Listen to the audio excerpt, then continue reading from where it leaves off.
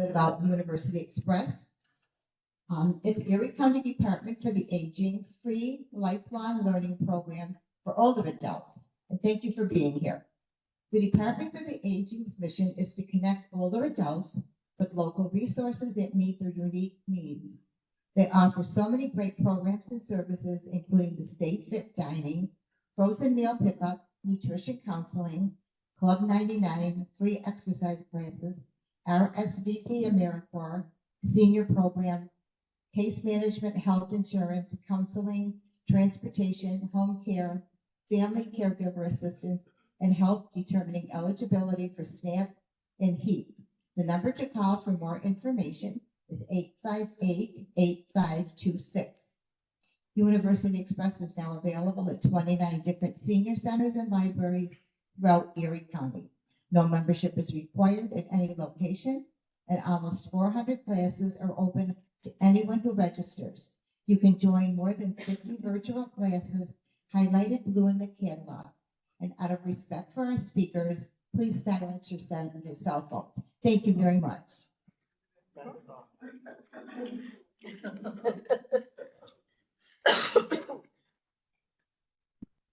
Good morning, everyone. My name is Hoak. I'm the Commissioner for the Erie County Department for the Aging. And I want to thank our University Express team for putting this together. And I want to thank the town of Orchard Park. This is a wonderful facility, and they host a lot of our programs here. We're going to get started, and we've decided to introduce each other. So I'll turn it over to my mom, Jackie Hoak. Good morning. I'm so glad to be here this morning. I am nervous because I haven't done public speaking in a long time, but I will do my best. This is my son, Randy, and he is a very ambitious man. He's driven by the compassion he has for the people he serves. In high school, he thought he needed to step up his participation in school activities if he was going to be accepted at one of his colleges or university of his choice. With that in mind, he joined the track team, and what I thought was the most unlikely activity he would select, the school musical. All right. I had not thought of him as a singer and a dancer, but to my surprise and delight, he did wonderfully. And the musical was Damn Yankees. I had forgotten, but I asked him this morning. He ended up at Canisius University, where he minored in gerontology. I think you were a psychology major, right? I think those go hand in hand. He also continues to pursue his music by singing several times a year with rock voices. It's no surprise that he is the commissioner of the Department of Aging for Erie County because he has worked with seniors at the Hamburg Adult Daycare Center and as a regional director for AARP New York. His compassion drives him to provide services and resources that help to enrich the lives of seniors in our communities. His leadership extends beyond his work. He initiated and organized the Bicycle Pride Ride held annually in Hamburg.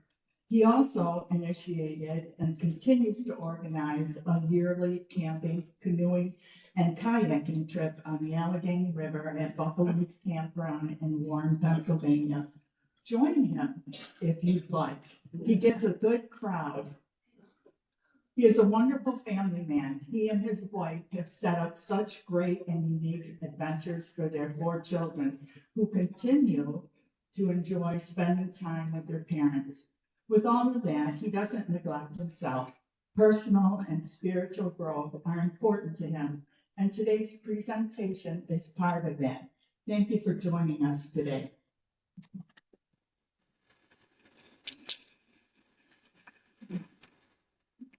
So as any child, any son, you get to know your parents, and that relationship changes and how you see them. So first, she was mom, and I was the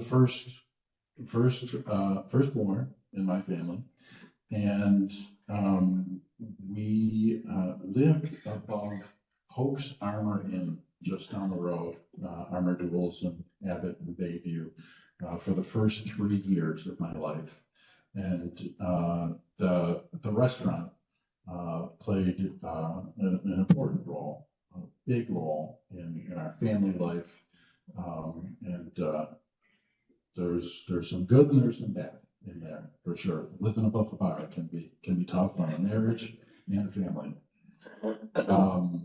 So my mom, up until that point, we're going to talk a little bit later in the presentation about her earlier years. But prior to marriage, she was a teacher at Lackawanna High School after graduating from Buffalo State College. She met my father and they started a business together, the business that I had mentioned, and also at the same time started a family. The family became too big to live over a tavern, and they bought a house in the village of Hamburg. Those first several years, 8 or 9 years, was raising kids and raising a family. Unfortunately, that marriage didn't survive. I guess you could say unfortunately, you could say fortunately. But it was good, man. While that marriage didn't survive, the love and respect for each other and love and prioritization of children certainly did survive. And really, they have had created what some of my friends would even consider a model of co-parenting post-divorce. That's when mom really started to change just around that time, and really started to focus on herself and what she could contribute, not just to the family, raising these 4 children, but to the community. She went back to school and pursued a master's degree and re-entered the workforce, again in the field of education. We're going to talk a little bit about that later. But from the perspective of 10, 11, and 12-year-old, think about it, newly divorced, 4 kids, navigating the relationship with the ex-husband, going back to school, and trying to provide a life for these 4 kids to do some nice things. It was tough, but she did a great job. Her career really advanced, and she was joined several different organizations and institutions in the field of education locally, and enjoyed great success in her career path, ultimately becoming the deputy superintendent of the Dunkirk Central School System. She retired as a New York State Tier 1 employee with 20 years of service. Yeah, and that was in your early 50s, 55-ish. Yeah, 55. And I should say retired in quotes, because that wasn't the end. She moved out to Las Vegas, Nevada, and went back into the classroom and taught kids. And then she retired again. His grandkids started popping up here in Western New York, and she came back and was able to just create such a joyful environment for his grandchildren to spend a lot of summertime memories up at Crystal Beach with the kids, and then more grandkids started coming. They started getting older, and she said, "I'm going back to Vegas." The school system was a dire need of help that year. And that summer, they were short 800 teachers in the Clark County school system. And they were recruiting some of their previous teachers to come back, and they gave her a great deal. And she went back and taught for another 4.5 years. At the end of that 4.5 years, my father passed away. She had some health challenges. And then she retired for good. She came back I mean, she was close to us from New York. But as you'll learn today, my mom's story, a big part of that is, she may have been born in Canada, but she was born in Canada, which gave her the opportunity to enjoy dual citizenship. And she bought a home in Crystal Beach. And again, the grandkids were able to go up there. It was, as a parent with a bunch of young kids, myself, we have 4 of our own, drop them off for a few days.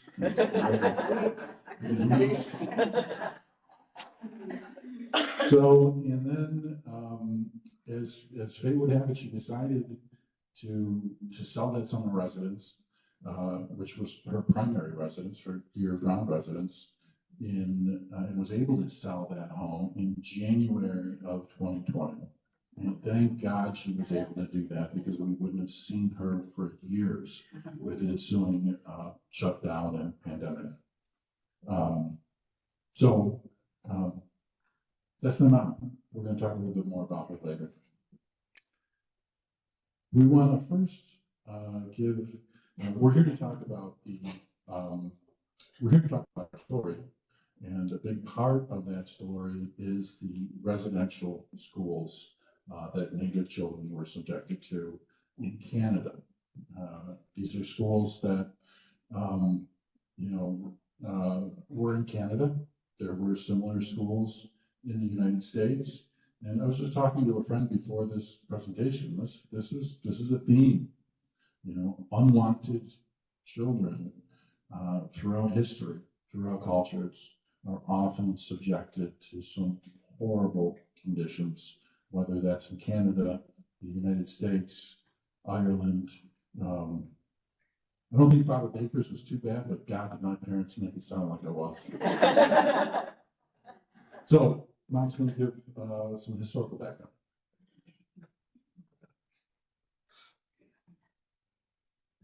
So I just want to tell you a little bit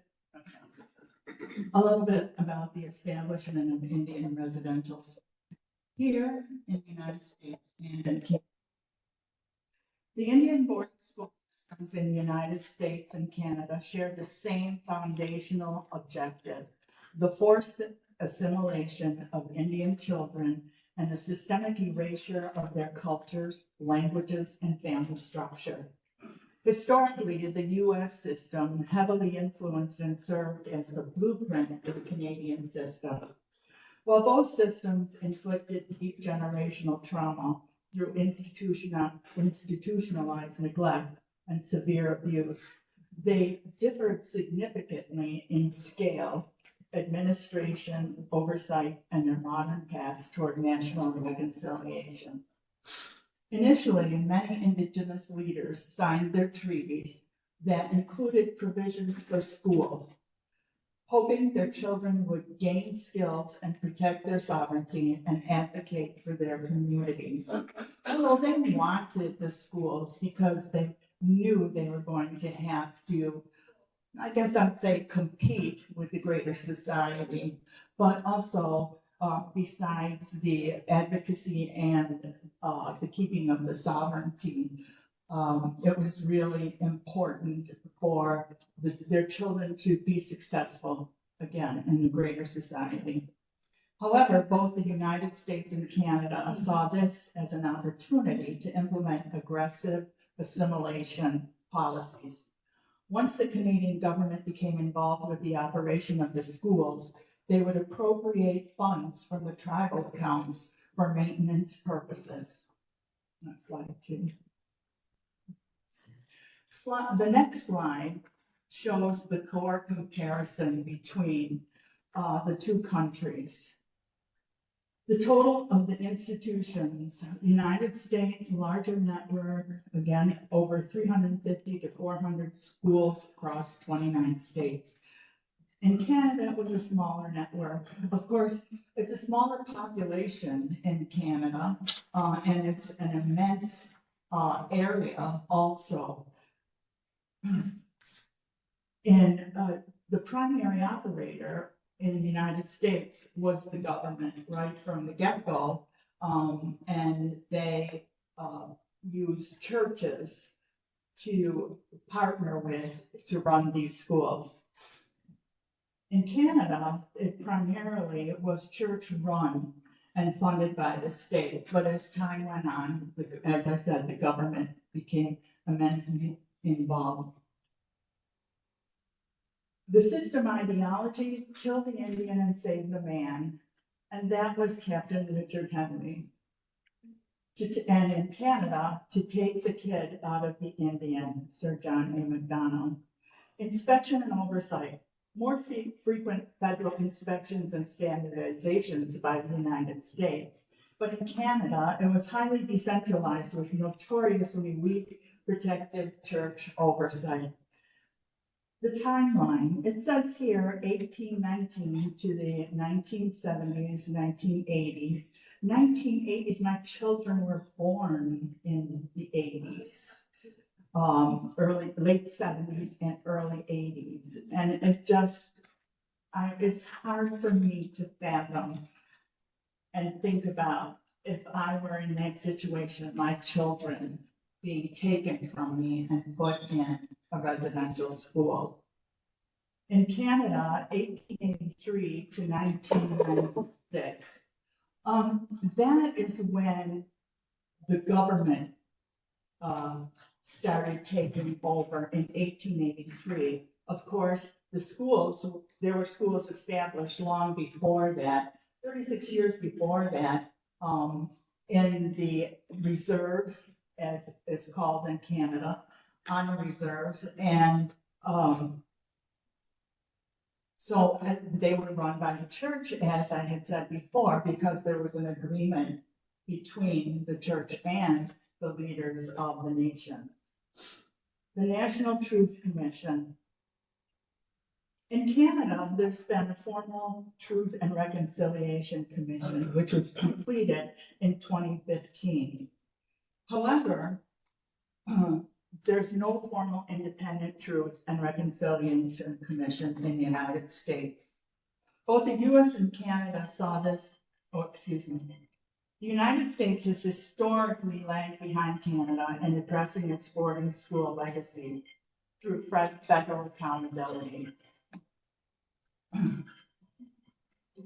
Prompted by the great discoveries in Canada, United States Secretary of the Interior, Deb Haaland, launched the Federal Indian Boarding School Initiative to finally chart the U.S. schools, locate burial sites, and identify the names of children who died.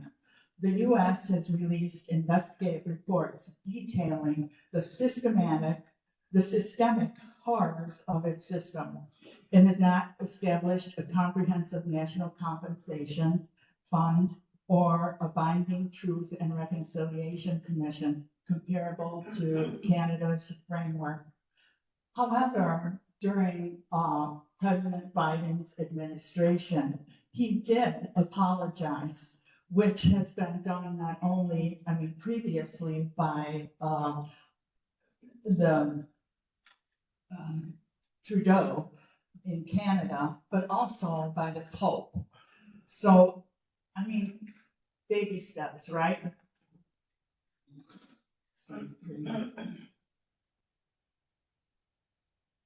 So, this is Mount Elgin, and it opened 36 years before the Canadian government became involved.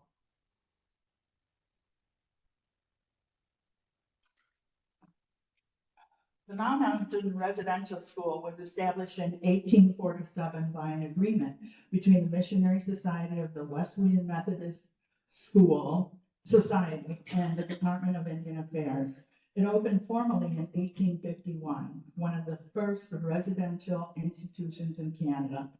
From the 1930s onward, the school averaged approximately 1,950 students a year. Students came to the school from over 18 Indigenous communities in Ontario and Quebec. In the next slide, you will see a roster of the Mount Elgin school list. And I know it's very small, but on that list is my mother's name, Hazel Brown. And it shows here that she entered Mount Elgin when she was 11 years old and from Oneida of the Thames. And then below that, a little further down, is my uncle, Wilbert Brown. And he was 10 when he entered the school. And when they left, I really do not know, but her siblings, she had 2 other siblings, from what I know, never went to the boarding school.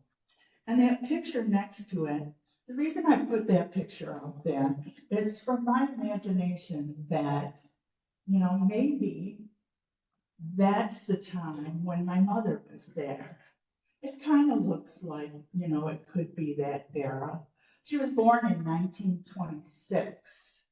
So if she entered at 11, that was 1938, 1937, 1938.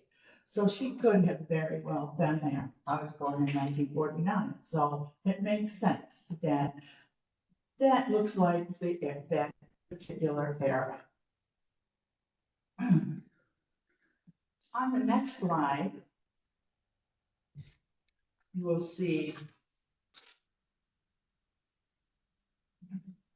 what is it? Oh, on that next slide is the monuments,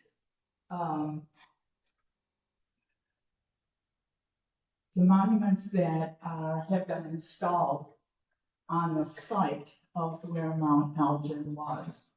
And on those monuments, there are plaques bearing the names of all the students who attended Mount Elgin.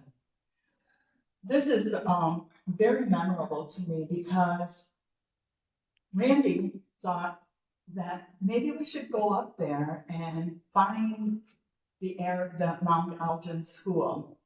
And so we did a little camping trip, and we got to that area, and it was very, very, I won't say difficult, but it was satisfying to me that I really had, solid evidence of where my mother had been. And from that point, maybe even before that, doing the research about the residential schools and finding out what she possibly could have been through when she attended that school. I just found a booklet on the Oneida of the Thames website that they have prepared through a grant about the residential school, and that's where I found some of my information. So, way in the background, sitting on a little bench back there, is Randy's daughter Nora, and way back there. It was such a wonderful time for us, the camping, but also to share all of this with his children.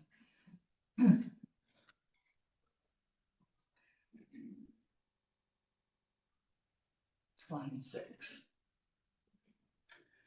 On this slide, you see my grandmother. My grandmother she is the woman in the light colored dress. You can see my mother and my grandmother have matching dresses, so it must have been a good buy.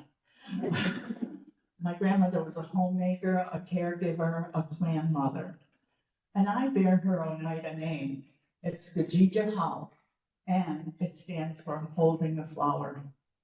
And unfortunately, the only way I can bear that name is through her death, because amongst Haudenosaunee people, of which we are part of that confederacy, you can't have the same name as someone living. She was a speaker of the language. As a matter of fact, that was her primary language. However, I recall bits and pieces that I could understand her, but I don't recall really speaking the language. But I do recall that when I was young and living in Buffalo with my parents, and I had two cousins around, Bellinger and Anthony, and we would go on Sundays and I don't recall adults being around, our adults being around, and we would go to the Rescue Workers Hall. Does anybody know anything about the Rescue Workers Hall in Buffalo? It was near Johnson Park. Because I'm really curious about that. I can't find anything about it. But we would go there and we would have to attend the service. And the three of us would sit there and they'd always ask us to sing Jesus Loves Me in Oneida. And so we'd get up there and croon our little song and then be rewarded with a free spaghetti dinner. That was Sunday dinner. My mother, again, as I said, she was 11 years old when she entered Mount Elgin. And despite the fact that children going into residential school were to learn skills to, participate in the greater society, the skills they taught mostly, she was able to be a house cleaner and a field worker. And I remember that my parents worked in tobacco fields in Canada.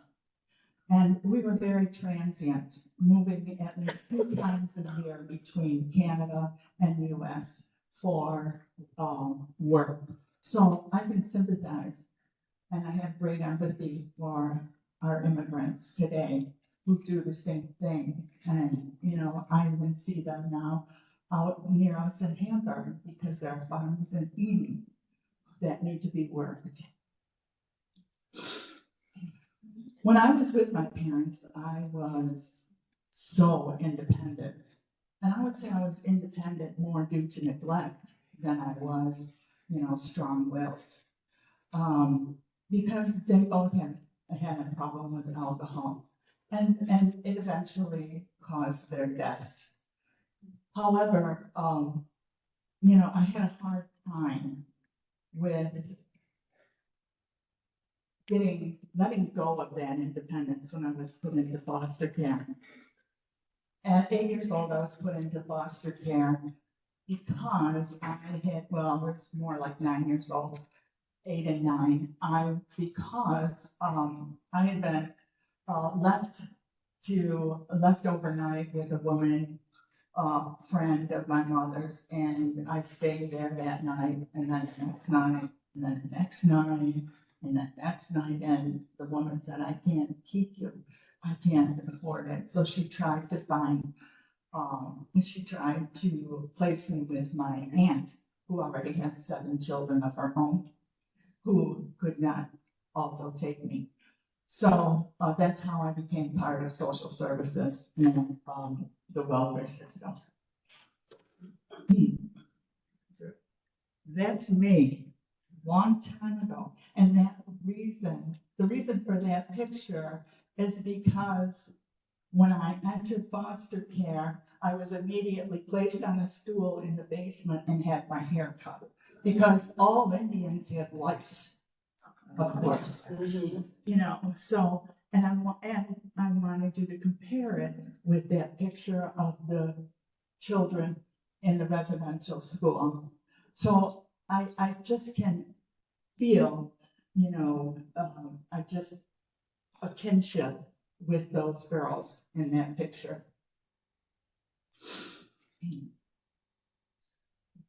So my independence was taken away in foster care. I lived for 1 year with a family in Buffalo, and then I was moved to Holland, New York. Basically all-white community. There were 2 other foster homes in that community, and they each had Native children. Also, in the family that I was in, there were 3 children who were Seneca. And one went home after a year of me being there. And I think a lot of this contributed, number one, the feelings of abandonment. So, I have to be a rule follower, so somebody doesn't kick me out. I have to be a people pleaser. And I had to be a perfectionist. The one good part is it made me a high achiever. But also it made me a controller, which was very difficult in a marriage and in raising children. And I think the biggest issue for me is identity, the loss of my identity when I went into foster care. I was no longer, I never felt I belonged in the community in which I lived. I didn't feel, I was ashamed. I felt very ashamed of my background. I did not want to share any of my heritage with anybody because number one, I didn't recall it, I didn't know it, and I didn't want it used against me. So, and in a way, I would say many people, they didn't know what I was. Are you Puerto Rican? Are you Italian? Or are you Hispanic? I never was really me for a long time. So this has been a long journey, and my educational journey started, I did well, even though I was a transient through the early years of my education. But I think it was my foster father and mother who really instilled in me the value of education. In fact, my foster father was the president of the school board in Holland for all the years that I was there. So, and then I will finish here. So as we go along, just as I went along, I did end up, I had a very generous social worker who invited me to live with her so that I could go to college at Buffalo State College, and which I did. And then Randy will fill you in on more. Thank you. So I'm going to talk a little bit about my perspective, seeing this go on. And I want to start with a story about how when we knew Mom had enough. As I mentioned, there's 4 kids there was 4 kids in our family, 3 boys, which were the oldest, and a daughter, the youngest, and 4 kids in 4 years, 5 years, in 5 years. So as you can imagine, 3 boys being so close in age together, we would get into all kinds of mischief and trouble. And I didn't fully know it or understand it at the time, but we would be sat down on the couch, and Mom would put up the ironing board with a can of Niagara spray starch.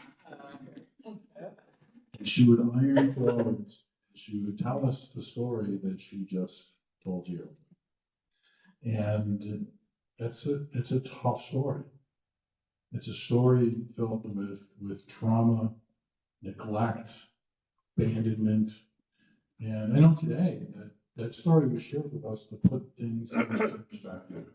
We were 3 boys that wanted for nothing and had a grievance against each other or the neighbors against us or something. And by sharing this story with us, we were at that young age even able to put things into perspective. So I want to talk a little bit more about what things looked like for me at the time. So we've talked about community, we've talked about belonging, and this might be difficult to see, but on the left, this is Hamburg, New York population by race. And that top bar is white, 96.61%. And I appear to be a white boy. But my mom certainly didn't appear to be white. And if you go further down here, if you look at American Indian, Alaska Native, 0%. This is from 2023. They're still not counting me. But that's the community that we grew up in, and a community with certainly great opportunity. But we were a little different. My mom was a little different. My brother, who appears much more native features than we do, appeared a little different. And there were times when he was brought home by the police for what probably was a minor offense that wouldn't have required a police interaction, but that situation did. So the other picture in the right-hand corner, I share that because we had this knowledge of my mom's family, and it wasn't a knowledge that supported identity. It was really more of presented as a novelty. It's interesting that these children, at the time, we thought we were quarter Indian. My mom was through her research, was able to find out that both her parents were Oneida, which makes us half Oneida. In the eyes of the tribe, it doesn't matter. Mother's Oneida, so we are Oneida. My father's side was a big Irish Catholic family.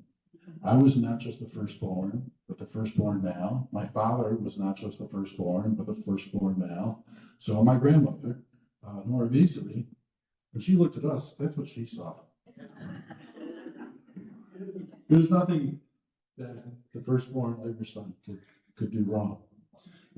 Strong identity, strong culture, a lot of good that came out of that, but it didn't leave room for expression or research of that native culture and identity. As I mentioned, that changed. It wasn't something that an 11 or 12-year-old would think would be important. Things were good. We had all kinds of cousins. Everywhere we went, we knew people. We had nice vacations, a wonderful life. But when my mom decided to look into where she came from, she changed. And we learned more about ourselves. One of the, really for me, turning points in coming to better know and understand that Native identity was our first trip to the Night on the Thames Reserve for midwinter ceremonies, where we received our Indian names. My mother mentioned hers. Mine was Punagata, which means village on the hill, and I believe it was my grandfather's or great-grandfather's name. And we participated in Longhouse, which is the service for Catholics, the Mass, Longhouse. It was all in Oneida, and at the end of the ceremony, we received our names, and we got to meet people. And again, we certainly felt welcome, but as apparently white children, we were very much different than the folks that were there. The reserve, the United Nation, has had a significant impact on my life and the opportunities that I've been able to pursue with their support. So the other slide, the other picture I have up on here is Canisius College, my alma mater. I took a course at Canisius. It was a English literature course, but one of the first assignments that we had to do is we had to research our names. And so I was able to talk to some family members and do some research, which was really before, Google and those other opportunities. But so my last name, Hoak, H-O-A-K, comes from an area that has been in dispute for a long time. Alsace-Lorraine, which was governed and occupied by Germany and sometimes France at other times. And it comes from von Hoak, which means people who live on a hill or come from a high place. And it really hit me at that time that there's something there. Village on the hill, people who live on a hill. And it was at that point where I could really walk forward with both identities and feel comfortable doing so.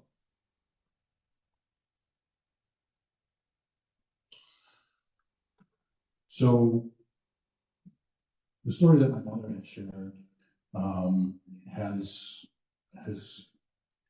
elements of generational trauma. And this is a word that some folks may not be familiar with. This is a word that I'm newly familiar with. Trauma, physical trauma, pain, injury, and so forth. But we know that trauma is more than just bodily harm. It can be mental, emotional, and spiritual harm that a person experiences. And the more we learn about trauma, the more we know that there's a generational impact due to trauma. So generational trauma, by definition, is trauma passed through behaviors, silence, fear, instability, and loss. It can impact parenting, trust, mental health, and identity. All elements of the story and all issues that we've been able to, as a family, under my mother's leadership, been able to grow through as a family and as individuals. So generational trauma can have a significant impact on an individual and on families, but there's hope. And there's things that families can do. There's things that individuals can do. And it is those things that have given me and my generation the opportunity to grow past generational trauma. And it's those things that were enabled my mother to pursue a career where she had impact on thousands of people from Buffalo, New York, to Fredonia and Dunkirk, New York, to Las Vegas, Nevada. She's going to talk a little bit about those things that are helpful, paths toward healing in generational trauma. Thanks, Randy. At the top there is storytelling, and I think Randy pretty much covered it, but I do have to say that my storytelling didn't really begin until, like he said, with my children, because I didn't tell my story before that.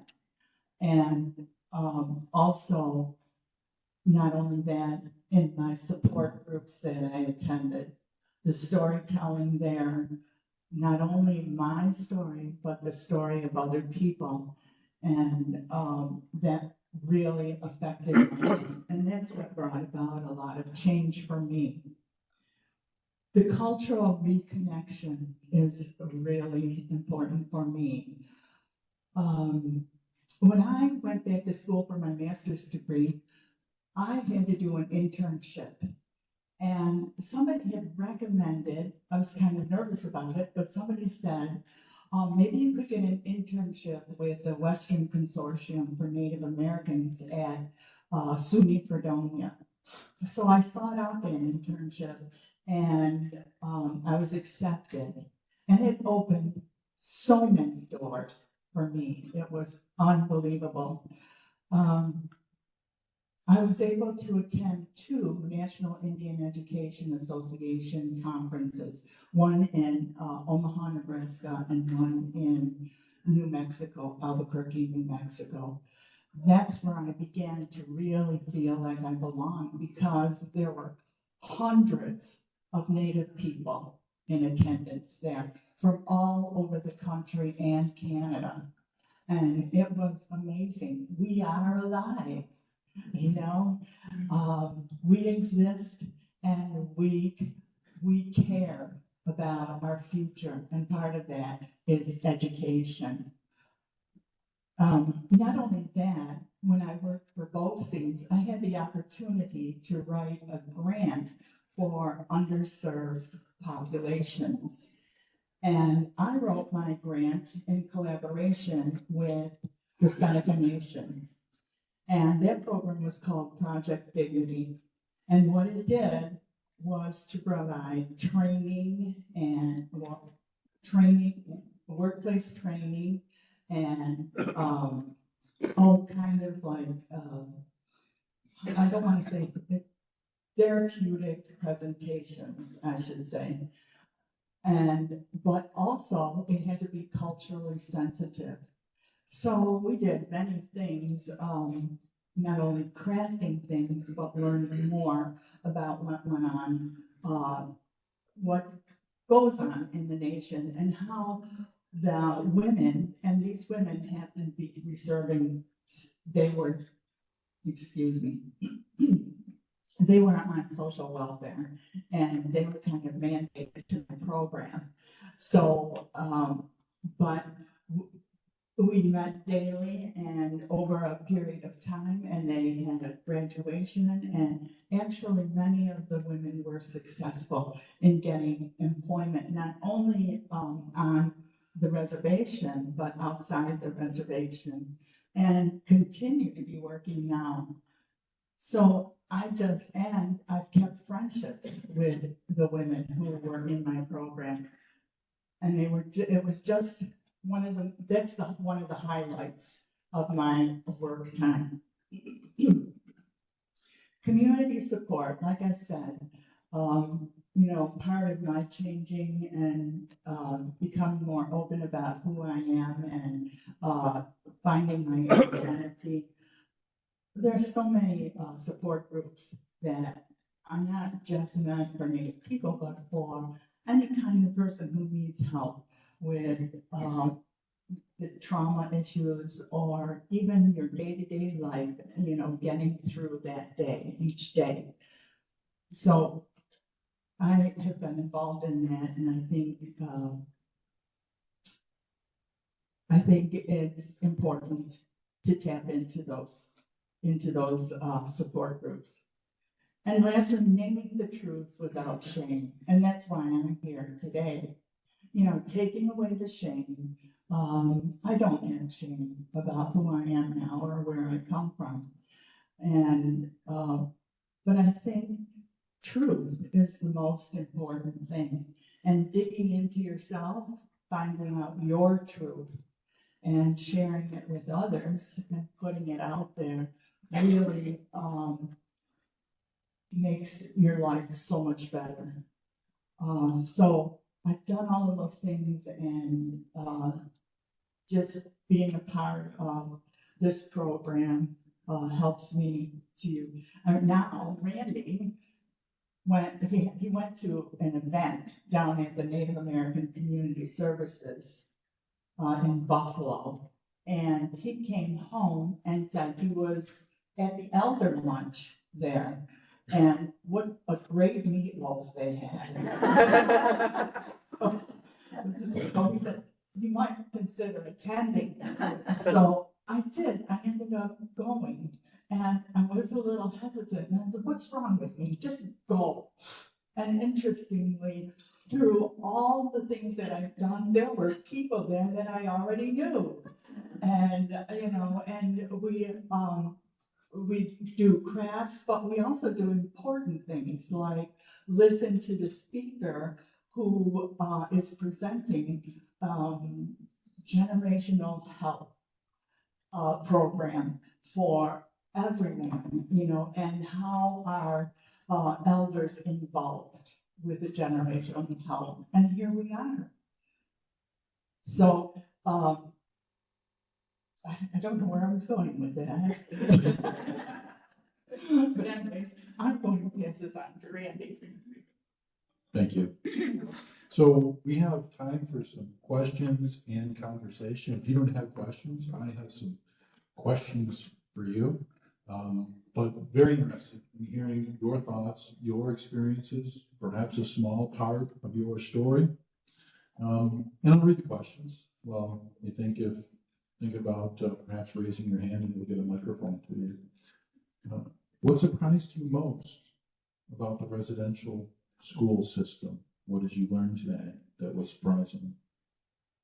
How does trauma affect families across generations? We've shared how trauma has impacted our family. If you're comfortable, we'd love to hear about trauma in yours.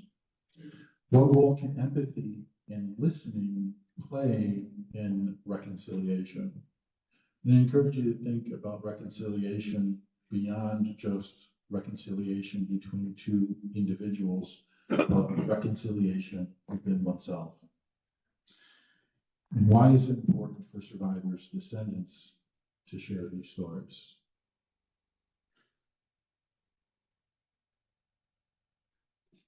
Jim. Hi. I can relate to your story. My mother was born from a German immigrant and a Native American. We came from Canada, near Quebec. And you want to talk about somebody that felt defeated their whole life. She never talk about the Indian side. She would talk some about the German side, about how they had to hide their language that they would have known or spoken. And her mother died very early. Mother was very young. She had three sisters, and her father had to go out of town to work because Germans were not wanted. And so the three kids were left to live by themselves on Albany Street. It was from the neighbors that they got help. Just dropped off groceries or, food. We say groceries, whatever they had extra. So I just thought I'd share that with you. It really resonated to me, your story. Thank you.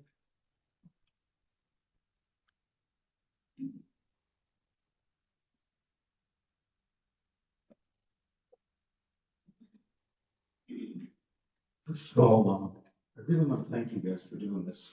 I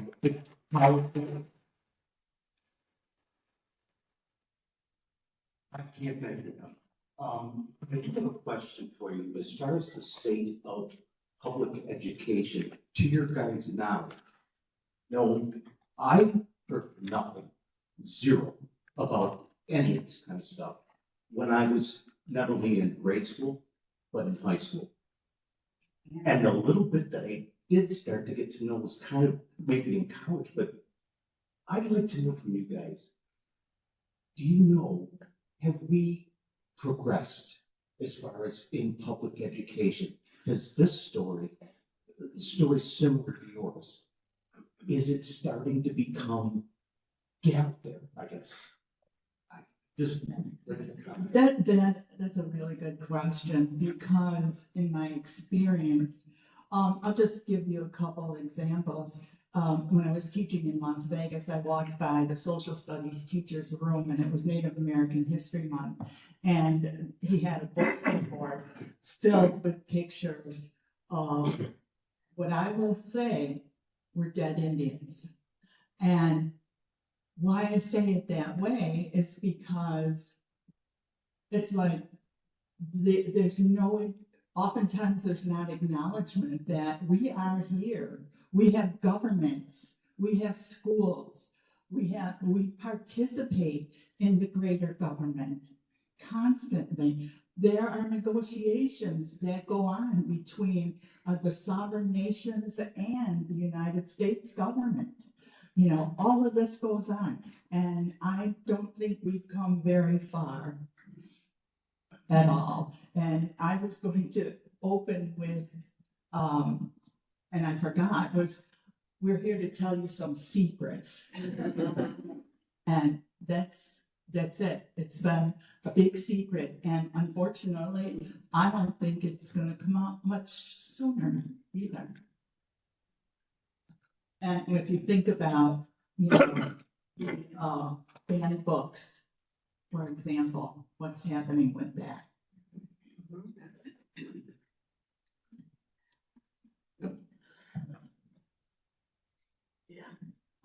And with that, I guess that as this man was just commenting, to me, I hear a bigger picture. I think the trauma of all of us here, of the silence that has gone in our history, we're affected by that. But that we're at this age, and this is news to us, is right what you said earlier was the silence.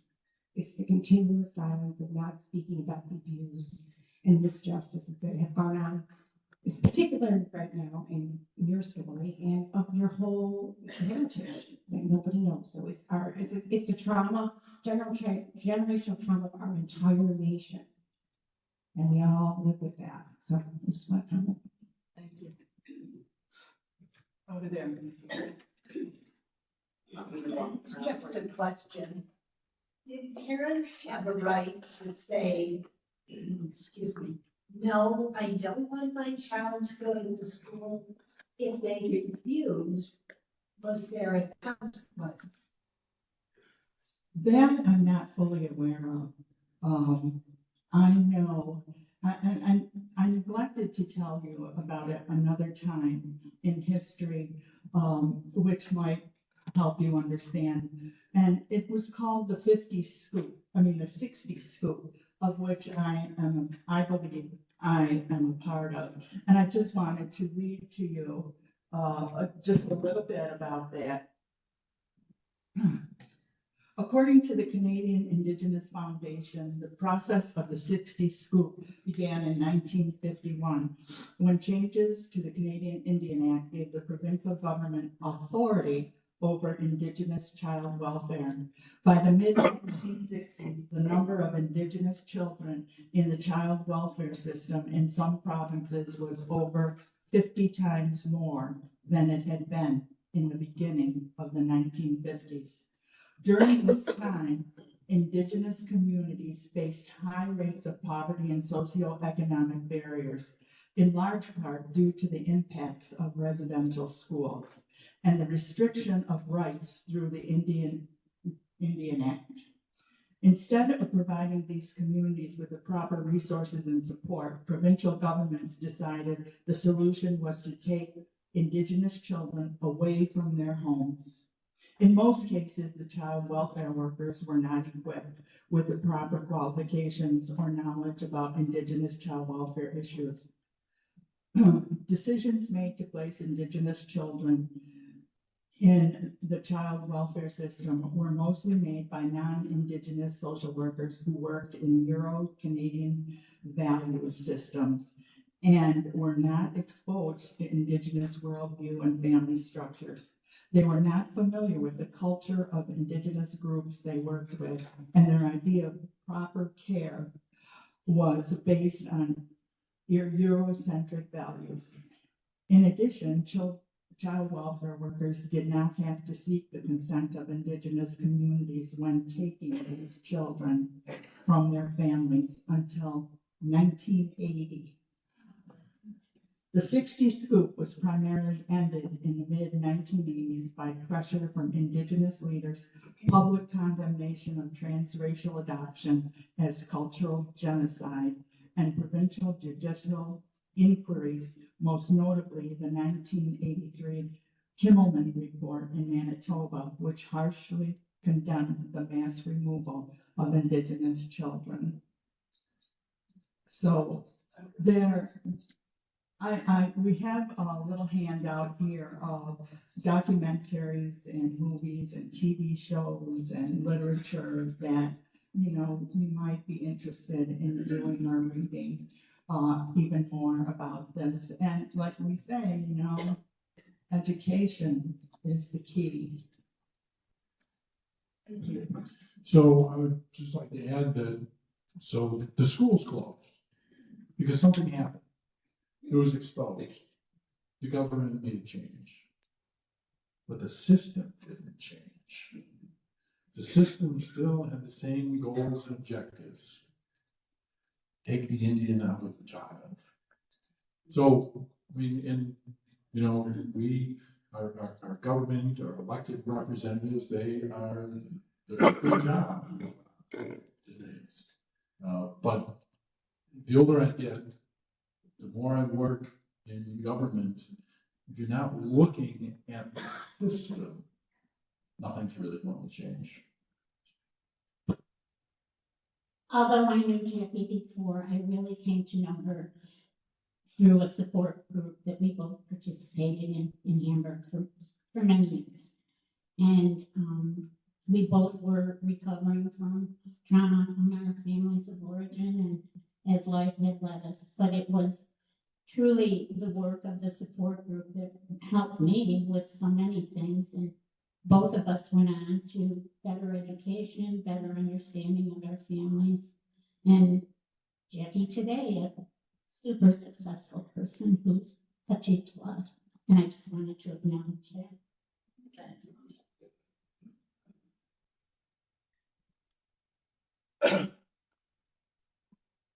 I would recommend, I've read a couple of books dealing with this topic, Tommy Orange and Richard Wangamees, I think that's how you pronounce his last name.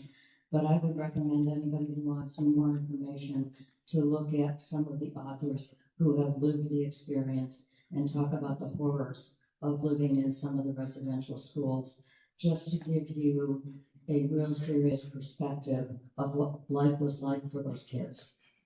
And when we talk about trauma, we're talking about trauma.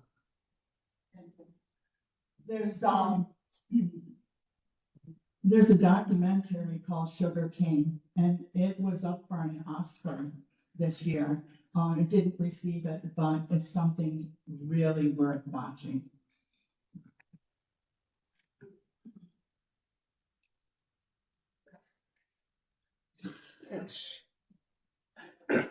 Hey, Randall. Yeah, actually, it was a couple months ago, but I was at Home Depot or something, and the woman that was waiting on us, I said, "Are you First Nation?" Which is the way Canadians refer to American Indians. She didn't catch what I was talking about. I explained it to her. She said, "Oh, yes." She said, "I am." I said, "Is that because?" She said, "No, I'm Navajo." And so we had a little bit of, I spent many years in Alaska. The Athabascan Indians in Alaska go all the way across Canada to Hudson Bay, share a common language root with the Navajo in the Southwest. But we got talking. I asked her, do you speak Navajo? She said, "Oh, yes." I said, "Your children?" "Oh, yes." She said, "The whole family." She said, my two boys are in the Iron Workers Union, and they're working at the stadium. And coming in here, late as I always am, we passed by that huge mound of ground that was excavated to put in the stadium. And I've been told that was the remnants of an Indian village and Indian graveyard that goes back over 2,000 years. And going by there, it bothers me to see that was just discarded. 2,000 years of history in a big garbage heap. And, I kind of wonder, will the Buffalo Bills ever win a Super Bowl? Is that true? Yeah. I'm not aware. I'm not aware. Yeah. I don't know. It is. And that is true, why hasn't it been published? If that is true, that the ground disturbed from native people is in a mound, if that is true, then why isn't it published in Western New York and the United States and the world? That's a good question. Good point. So And that's dirt, aren't they giving that to West Seneca? I don't know what like that. That they, Uh, what, Seneca Mall? So the As we were putting this together, we put together some closing thoughts. You want to share yours? Yeah, I was listening to NPR the other day, as I always do while I'm driving around all my grandkids, and they're getting educated, by the way, because I don't turn it off. And I don't know, Terry Gross was talking to someone, and this phrase caught me, and it said, "My life became richer through kinship and culture." And yes, it did.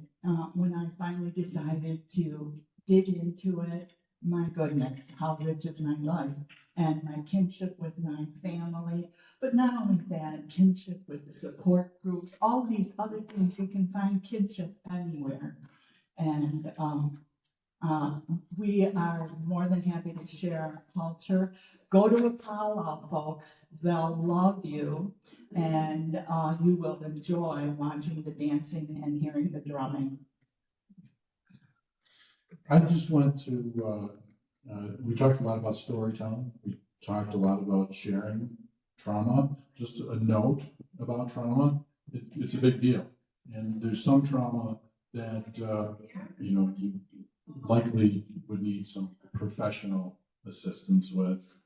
The body, the mind, the soul are resilient beings.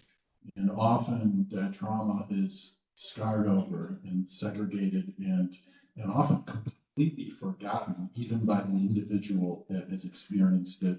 And our bodies and our minds and our soul, that's a survival mechanism. So consider that, especially when it comes to physical and sexual abuse, opening up those scarred wounds can have a very serious impact.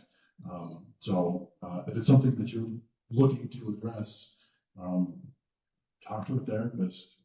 There's a lot more that we know about trauma and addressing trauma. But if you are comfortable, tell your story, tell your grandkids, tell your neighbors, put that out there, because in silence and in darkness, we knows what grows.